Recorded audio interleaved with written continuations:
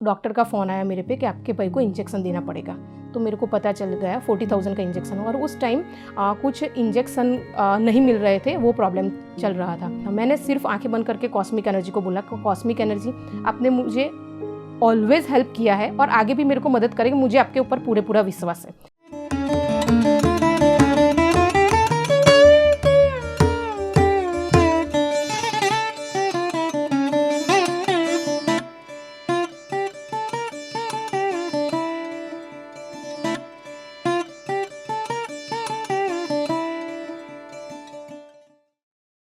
मेरा नाम जल्पा शाह है, मैं अहमदाबाद से बिलोंग्स करती हूँ और ध्यान में मैं आई पत्रीजी सर की वजह से। तो सबसे पहले मैं पत्रीजी सर का खूब खूब धन्यवाद देना चाहूँगी। उसके बाद धीरेन भाई, पूजा मैडम, प्रिया मैडम और रामराजू सर, उनका मैं दिल से धन्यवाद देना चाहूँगी। मैं अपना एक्सपीरियंस शेयर करना चाहूँगी। 2070 से मैं रेकी थ्रू इस फील्ड के अंदर आई। मैं खुद रेकी मास्टर हूँ। तो रेकी में आने के बाद मैंने अनुभव किया कि ये जो आध्यात्मिक जगत है उसके अंदर हम जो सोचते हैं वो हमारे साथ होता है। उसके बाद तब मैं ट्यूशन्स करती थी और मेरे 20 साल का एक्सपीरियंस था ट्यूशन्स के लेवल के अंदर। तो मैं एवरी मंथ 24 to 27,000 की मेरी इनकम थी। और जब से मैं छोटी थी तब से मेरा एक ही एम था कि मैं कभी भी मेरे फादर के, मेरे हस्बैंड के पास पैसे नहीं मांगना पड़े। मेरा यही सबसे पहले का ये एम था। लेकिन 2019 में ऐसा हुआ कि मेरे पापा की अचानक डेथ हो गई और एक मेरा ऐसा अनुभव हुआ कि ओनली पैसे कमाने की वजह से मैं मेरे फादर को टाइम नहीं दे पाई। तो तब मुझे ऐसा लगा कि ये जो पैसे के पीछे की बहुत सारी दौड़ है मेरी, वो एकदम ब्रेक लग गया और मुझे पैसों से नफ़रत होने लगी। तो 20 साल का मेरा अनुभव था। मैंने जॉब, मेरा जो वर्क था मैंने छोड़ दिया और फिर मैं इस फील्ड के अंदर जाने लगी। मैंने मेडिटेशन सीखा, राज मेडिटेशन सीखा, साइकोन्यूरोबिक्स, फूड वाटर चार्ज कैसे करना है वो मैंने सीखा, रेकी मास्टर बन गई। फिर भी अंदर से एक संतोष नहीं हो रहा था कि जो मैं पाना चाहती हूँ वो मेरे को नहीं मिल रहा। फिर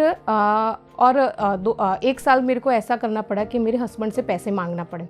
जैसे कि आप लोग जो हाउसवाइफ है उनको पता चले कि अगर हमको हमारे हस्बैंड के पास छोटी अमाउंट नहीं, जैसे कुछ भी करना है, कुछ कोर्स करना है, जैसे आपको पता होगा NLP का वर्कशॉप होता है 35,000 का होता है। तो मेरे को ऐसी बड़ी अमाउंट जब मेरे हस्बैंड के पास मांगने की ज़रूरत पड़ी तो अंदर से एक झिझन सी होती थी कि नहीं, मेरे को ये पैसे नहीं मांगने चाहिए, मेरे को खुद से कमाने चाहिए। लेकिन अभी जब मैंने ये फील्ड छोड़ दिया तो मेरे को वो फील्ड भी नहीं मिल रहा था, मैं पैसे भी नहीं कमा रही थी और मैं सोच रही थी कि मैं क्या करूं। बहुत कंफ्यूज हो गई 1.5 साल तक मैं, और अंदर से घुटन होती थी जब मेरे को पैसे मांगने की ज़रूरत पड़ती थी। तब ऐसा हुआ कि धीरेन सर ने रामराजू सर को बुलाया था अहमदाबाद में और उनका मैंने वर्कशॉप किया। उनका 2 दिन का मेडिटेशन में मेरे जो अनुभव हुआ मैं आपके साथ शेयर करूंगी। सबसे पहले 2 दिन का अनुभव ऐसा रहा कि धीरे धीरे मैं जो सोचती थी वो होने लगा। एक बार का मैं अनुभव आपको बताऊंगी कि एक ही वीक के अंदर जब मैं मार्केट से जा रही थी तो टमाटर लेने थे मेरे को। तो तब 80 रुपये किलो टमाटर थे। तो मैंने सोचा कि भाई मेरे को टमाटर लेने हैं, तो एक्टिवा पार्क किया और जैसे ही मैं क्रॉस कर रही थी तो उस लॉरी के ऊपर एक कुत्ता खड़ा था और वो कुत्ता वो टमाटर खा रहा था। तो मेरे को अंदर से ऐसा लगा कि अरे बाप रे, इतना महंगा टमाटर और वो बेचारे का कुत्ता टमाटर खा जाएगा। तो मुझे बहुत दुखा, मैं कुत्ते को मारने के लिए जा रही थी। तो तुरंत ही अंदर से मुझे किसी ने पूछा कि ये कुत्ता आपका दुश्मन है? मैंने कहा नहीं। तो मुझे बोला कि ये जो लॉरी वाला है आपको बोल के गया है कि आप मेरी लॉरी का ध्यान रखना। मैंने कहा नहीं। तो बोला कि निकलो इधर से। तो फिर मैं उधर से निकल गई। फिर मैं सोचती रही 2 दिन तक कि क्यों मैंने उसके टमाटर नहीं बचाए। तो फिर मेरे को पता चला कि रामराजू सर ने बोला है तो मेडिटेशन करूँ तो मेरे को जवाब मिल जाएगा। तो फिर मैंने मेडिटेशन किया और अंदर ही मेरे को जवाब मिला कि जब तक आपको इंस्ट्रक्शन नहीं दी जाए आप इंटरफियर मत करो, आपको बोला जाएगा कुछ भी किए बगैर। और अंदर मेरे मेडिटेशन में ऐसी चीज़ आई कि वो जो कुत्ता था उसने वो जो आदमी था लॉरी वाला, उसने ये कुत्ते के 10 टमाटर खाए थे। अभी ये कुत्ते ने 6 ही टमाटर खाए थे उसके, तो 4 टमाटर का कर्म आपको लेना है। तो मेरे को ये नॉलेज मिला। और जब से मैं रेकी मास्टर बनी तो मैं ऐसा कर रही थी कि मैं सबको बोल रही थी कि भाई आपको कुछ भी प्रॉब्लम हो तो मेरे को बताना, मैं आपको रेकी दे दूँगी, आपको अच्छा हो जाएगा। लेकिन मैं पैसे नहीं लेती थी, मैं ऐसा बोलती थी कि भाई आप कबूतर को जार डाल देना या गाय को खिला देना, ऐसा मैं करती थी। तो मेरे को तो लगा कि मैं अच्छा कर रही हूँ, प्राउड फील हो रहा था, एक अहम आ गया था मुझ में। तो वो मेरा कट आउट हो गया। ये दिल से मैं थैंक यू कहना चाहूँगी रामराजू सर को कि आपको इसमें मेरे को ये नॉलेज मिला कि जब आपको बोला जाएगा, आपको जो मैसेज मिलेगा वो आपके कान तक पहुँचेगा ही। आप सामने से इंटरफियर मत करो किसी की लाइफ में। जैसे ऐसा हमारा होता है कि हम किसी अभी फ़ोन फ्री हो गए तो हम कंटिन्यूस किसी के साथ बात करते हैं, अपनी फ्रेंड के साथ, कज़िन के साथ, तेरी सास क्या कर रही है, ऐसा वैसा, और फिर इंटरफियर करते हैं उसकी लाइफ के अंदर। तो ये हमको कभी भी नहीं करना चाहिए। हमको इंस्ट्रक्शन दी जाएगी तभी हमको इंटरफियर करना चाहिए। तो एक ये अनुभव हुआ। और दूसरा ऐसा अनुभव हुआ कि मेरा वर्क 20 साल के बाद जो मैंने वर्क छोड़ा था, 1.5 साल के बाद मैं जो मेडिटेशन कंटिन्यूस मैंने मेडिटेशन चालू किया। तो रोज़ मैं मेडिटेशन करती थी 1-1.5 घंटा, सुबह 5:30 से 6:30-7 बजे तक का। उसके अंदर फिर अंदर से ही मेरे को पता चल गया कि मेरे को 2 महीने के अंदर जॉब मिल जाएगा। तो आप सोचोगे नहीं कि मेरी फील्ड थी ट्यूशन की, और अभी मेरे को एक फाइनेंस कंपनी के अंदर 5 महीने से मैं जॉब कर रही हूँ। फाइनेंस कंपनी में से सामने से फ़ोन आया कि जल्पा बहन आप घर पे जॉब करूँगी। मैंने कहा मैं करूँगी, लेकिन मेरे बच्चे छोटे हैं तो मैं कोरोना के हिसाब से घर पे बैठ के नहीं, कोरोना के बाद में भी मैं घर पे बैठ के ही जॉब करूँगी। तो उन्होंने बोला ओके, और 2 दिन के अंदर लैपटॉप भी घर पे आ गया और अच्छी सैलरी के साथ मेरा जॉब भी चालू हो गया और ट्रेनिंग भी ख़त्म हो गई। दूसरा मैं शेयर करना चाहूँगी कि मेरा भाई जो है उसको कोरोना हो गया था, और कोरोना में उसको उसमें कैसे मुझे कॉस्मिक एनर्जी, कैसे मुझे हेल्प किया, मैं आपके साथ शेयर करना चाहूँगी। मेरे भाई को सबसे पहले कोरोना पॉजिटिव आया, तो उसको हमारे सरकार के यहाँ से वो लोग ले गए थे और उन्होंने बोला कि इधर ट्रीटमेंट देंगे, लेकिन अच्छी ट्रीटमेंट नहीं मिल रही थी और मेरे भाई को बुखार आ रहा था। तो फिर मेरे भाई का मेरे पे फ़ोन आया कि भाई जल्पा ट्रीटमेंट अच्छी नहीं हो रही है, और उधर का जो एटमॉस्फेयर था तो उसको समरस हॉस्टल में उसको ले गए थे। तो उधर का एटमॉस्फेयर से उसकी तबीयत और ज़्यादा ख़राब हो गई। तो फिर हम लोगों ने एक दिन के अंदर मैंने 141 कॉल्स किए और इतना जैक लगा कि भाई कुछ अच्छा हो जाए, कुछ जैक मिल जाए तो उसको प्राइवेट में मिल जाए। तो प्राइवेट में जब फ़ोन किया तो प्राइवेट वाले लोगों ने ऐसा बोला कि आपके भाई का ऑक्सीजन लेवल बहुत डाउन है, तो आपके भाई को हम आईसीयू में रखेंगे तो 1 डे का 30,000 रुपीज़ चार्ज लगेगा, और we are from middle class family, और मेरा भाई अकेला ही है उसके घर में कमाने वाला, तो हम लोग वो बेयर नहीं कर सकते थे। और मेडिक्लेम उन्होंने बोला 30% ही क्लेम होगा, बाकी का नहीं, तो इसलिए हम लोग क्लेम नहीं कर सकते थे। तो फिर मैं मेडिटेशन में बैठी, और मेडिटेशन के बाद मेरे को 3-4 हॉस्पिटल का रेफरेंस मिला। उसमें से एक हॉस्पिटल में डॉक्टर सलीम करके थे, उन्होंने मेरे को ऐसा बताया कि हम लोग घर पे ट्रीटमेंट देते हैं। तो उन लोगों ने मुझे बोला कि मैंने बोला कि आप घर पे आ जाओ, उन्होंने बोला 1 डे का 6,000 लेंगे और अच्छा कर देंगे। मैंने कहा ठीक है। तो मेरे भाई की वो ट्रीटमेंट चालू हो गई और वो ऑक्सीजन लेके घर पे आ गए, और मेरे भाई को जो प्रॉब्लम था वो धीरे धीरे रिलीज़ होने लगा। 6:30 बजे शाम का, उसको मेरे को याद है थर्सडे था, और शाम को 6:30 बजे उनका कॉल आया डॉक्टर का कि भाई सब रिपोर्ट नॉर्मल है, तो आपके भाई को अभी घर पे ट्रीटमेंट देके ओके कर सकते हैं। तो हम लोग तो खुश हो गए। फिर रात को 8:30 बजे डॉक्टर का फ़ोन आया कि मैंने 3 बार वीडियो कॉलिंग से बात की है आपके भाई के साथ, लेकिन आपके भाई को अभी भी ऑक्सीजन लेवल कम पड़ रहा है, तो आपके भाई को एडमिट करना पड़ेगा। फिर मैंने उनको बोला कि सर क्या चार्जेस होगा, तो उन्होंने बोला कि आप प्राइवेट में ले जाओ, वही ठीक रहेगा। तो सब जगह पे आपको पता है 5 लाख 10 लाख रुपया तो ऐसा हो ही जाता है।